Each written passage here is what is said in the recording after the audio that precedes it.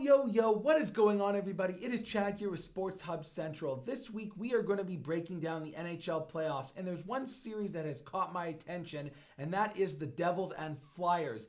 And I would like to take things back to game number 1 on an issue that has driven me nuts for the last number of years, and it has to do with this kicking motion, which was Danny Briere's first goal that was disallowed in overtime. Fortunately for those Flyers, they still ended up winning as he scored a couple minutes later. But the reason why I get so worked up over this rule here is because it doesn't make sense on so many levels. First of all, there is zero logic whatsoever in terms of them allowing these goals to count because of the fact that you can't prove someone's intention.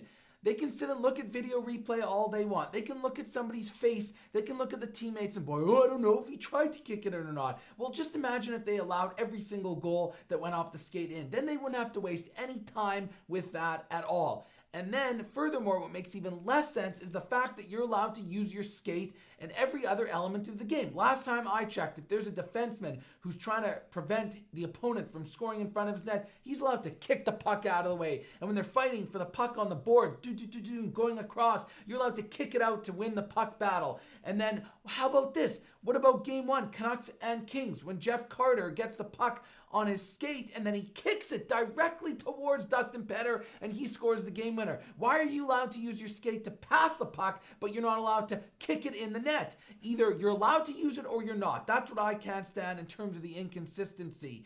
And for a sport that's struggling to get maximum exposure in the United States, where they have 24 of the 30 teams, you would think they'd want there to be as many goals scored as possible. And if it requires going in off a skate, then so be it. And you can't actually tell me that these guys are trying to score off their skate. They've been trained from day one to use their stick. And if it just so happens that they have the coordination and the skill to score with their skate and do it intentionally, then great. Then they should be rewarded for it. And the fact that you can score and the puck can hit anywhere else on your body is absolutely absurd. Why can it go in off somebody's ass? Why can it hit their leg? Why can it even go in off their face and count, but heaven forbid it hits their skate and they try to redirect it in? You guys are trying to tell me in the history of hockey, if the puck hits somebody else on their body, they never ever once tried to angle it in off their shoulder, off their face. They know if it's coming at them, the objective is to score. So if they just made all goals off the skate count no matter what, it would just eliminate so much confusion and the game would be better for it. And I don't want to hear the BS excuse about why the rule's in place because it's trying to protect the goalies because their hand goes outside and they might get it skated over. Well, you know what? They could still get their hand easily skated over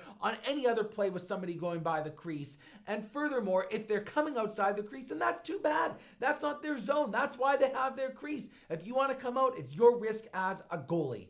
That's where my rant ends with everything in regards to the kicking motion. And now we'll just briefly break down what's going on in this series here. From a gambling perspective, I look at this series in one way only, and that is playing on the road teams because they have been that damn dominating in this series all year, with the road team having gone 5-3 heading into game 3 tonight. And as a matter of fact, the Devils and the Flyers both have better road records than each other's home records. And tonight, if New Jersey is to go on and win this game, then I absolutely love the Flyers in Game 4 because of the fact that the Devils have not been that consistent and they have not won 3 games in a row in the playoffs all year, and the Flyers have been a little bit more consistent and haven't lost 3 games in a row. So I'm very intrigued to take the Flyers here in game number 4 should they lose tonight. And even if they don't, all the value is always going to be with the road underdog, and that's the only way to play it in this series here. Those are my thoughts here with the Flyers and the Devils. Always take the road team when you're getting that underdog price. Once again, Chad here with SportsHubb Central. And that is a wrap for this week's episode. Thank you guys for tuning in. Make sure to check back next week. And also, don't forget, BetHubb is getting oh so close to being launched. Remember, real bets, real people.